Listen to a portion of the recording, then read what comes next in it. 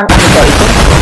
Astang presidente, ginamit pa niya ang Malacanang. Ito ka, Bibi. He is damaging the face of the president. Imagine mo, haharap sa amin mga governor. When I was in Davao together with other governors in the whole region, humarap sa amin.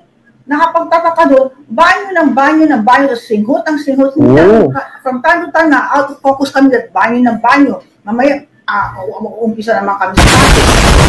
Alam niya yan. And it's up to him kung kailangan niya i-deny, but he knows about it. Banyo ng banyo, singhot ng singhot. Kaya hindi sila matatapos-tapos sa kanilang meeting. Anong allergy? May allergy sa... Pero in fairness naman, kung magmi-meeting sila, air-conditioned room naman yung lugar nila, di ba? Baka meron siyang allergy or di ba kaya, ano kaya, may sipon? Kung may sipon sana siya, sana pina-reschedule niya ang meeting. Pero iba banyo ng banyo, singhot ng singhot. Ano nangyari? Nandun kami mga gobernador, nagtataka kami. Pero hindi lang yan ang problema namin. Like what happened no sa the Love for All program na First Lady. Meron tayong Love for All program in the province of Maguindanao. Diba? Dati, in the province of Maguindanao. But it was cancelled. Cancelled that allegedly nagkaroon na, siguro a week prior to the event, nagkaroon ng putukan dito sa box. Sa box. Yan yung pag-ano ni Carialan. Alleged pag-operate ni Carialan. At remember, there was 8 casualties. That time, ayun, okay lang, sabihin natin security risk. Okay, we understand why it was cancelled. But 5 days after the date of the Love for All, dumating si President. Para bang, anong ginagawa ni Anton? It is a drama scenario.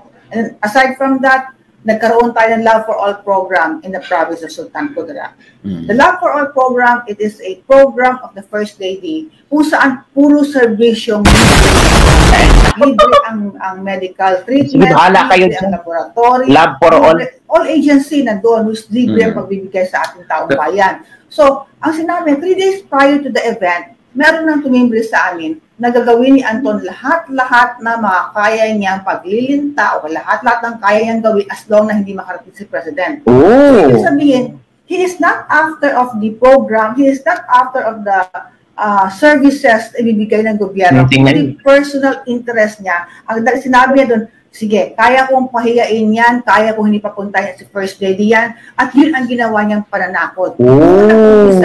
Siguro natakot yung mga allies, sinabi niya, mga kabibig grabe ang revelasyon. Yan pala ang ginawa ni Anton Lagdameo. Grabe naman pala. Alaka, eto pa isang mayor. Grabe, may binuko kay Martin. Hindi pala, kay Anton Lagdameo. Galit na galit ang mayor. As in, mayor ba ito? Para I think so, it's a mayor. Galit na galit siya kung bakit ganito daw ang estilo ni Anton Lagdameo, mga kabibig. So, ito, panoorin natin. Ang drama ni Anton Lagdameo. Okay, manood tayo. Okay. So, dahil sinabi ng Pangulo, magkakaroon ng honest and credible election. I hope that SAP will stop harassing the mayors. Kasi hindi yan ang pag-uugali na isang bagong Pilipino. Natakutin mo ang ating mga mayors. Hindi haras mo sila. Nanakot si Anton Lagdameo.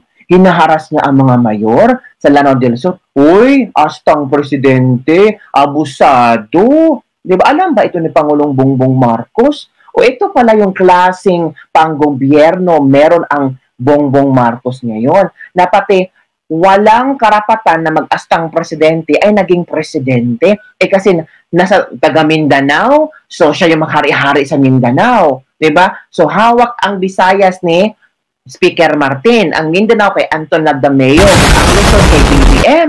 Naku, itong tatlong the big three. Ang Luzon kay BBM, ang Visayas kay Speaker, ang Mindanao kay Anton Lagdameo. Ay, grabe naman sila. So, pinaghati-hatian nila na kung sino ang maging presidente sa largest island sa Luzon, Visayas at Mindanao. Uy, grabe yun. Sasabihin mo, kung hindi ka sasama sa utos ng Malacanang, diba? kung hindi ka sasama sa utos ng Malacanang, nako, Bibim, alam mo ba to? Ginigipit ang mga mayors mo, ang mga mahal mo ang nangyari, palihim na nangyari sa mga supporters ni Bongbong Marcos na mga politiko.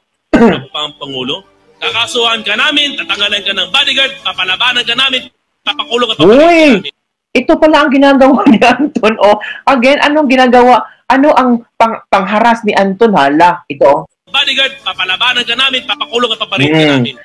Tanggalan ng bodyguard, ipakukulong, ipapaharas.